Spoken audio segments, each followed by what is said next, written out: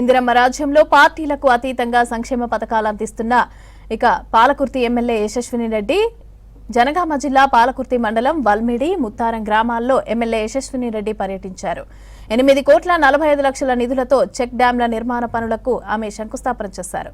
జూబ్లీహిల్స్ ఎన్నికల్లో కారు లేదు, సారు లేడు, పార్టీయే లేదని ఎద్దేవా చేశారు. స్థానిక ఎన్నికల్లో కాంగ్రెస్ జెండా ఎగరవేసేందుకు కార్యకర్తలు సిద్ధం కావాలని పిలుపునిచ్చారు యశస్విని రెడ్డి.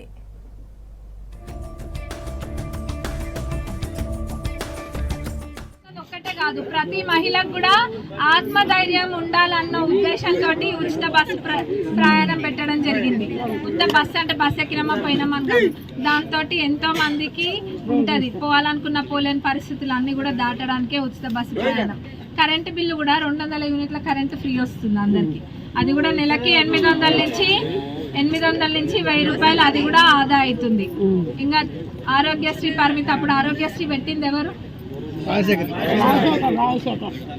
మళ్ళా ఇప్పుడు దాన్ని పెంచింది ఎవరు? కాంగ్రెస్ ప్రభుత్వం, మన రేవంత్ అన్న. 5 లక్షల నుంచి 10 లక్షలకి చేసిండ్రు ఆరోగ్యశ్రీ పరిమితిని కూడా. ఇంకా CMRF చెక్కులు అయితే మీరు చూస్తూనే ఉన్నారు.